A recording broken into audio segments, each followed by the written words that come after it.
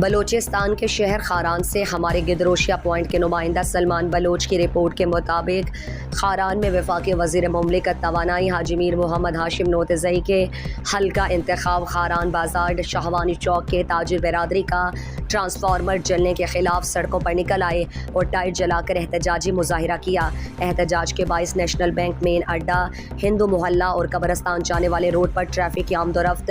گھنٹوں رک کر گاڑیوں کی لمبی قطاریں لگ گئیں۔ مظاہرین نے کہا کہ ایک طرف سے خاران میں قیامت خیز گرمی اور دوسری جانب عید الاضحیٰ سر پر ہے اور شاہوانی چوک کا ٹرانسفارمر گزشتہ 5 دنوں سے خراب ہے۔ درجنوں دکانداروں، ٹیلر ماسٹروں، سپر اسٹور مالکان کا کاروبار متاثر ہو کر روزانہ لاکھوں کا مالی نقصان ہو رہا ہے۔ اس موقع پر میر صفدر سیاپات نے گدروشیا پوائنٹ سے گفتگو کرتے ہوئے کہا، احتجاج کرنے گئے، ٹائر سوچا گئے،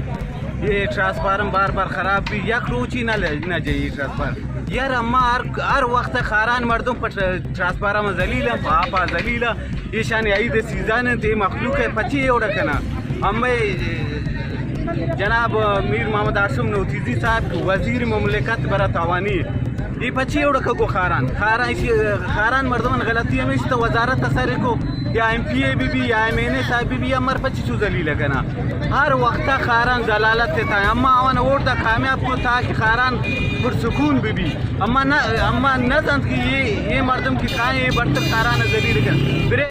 مظاہرین نے کہا کہ اگر 24 گھنٹے میں تاجر برادری کو بجلی کی فراہمی یقینی نہیں ہوئی تو خاران کوئٹہ مین شاہراہ پر دھرنا دے کر مجبوراً روڈ بلاک کر کے احتجاج کریں گے۔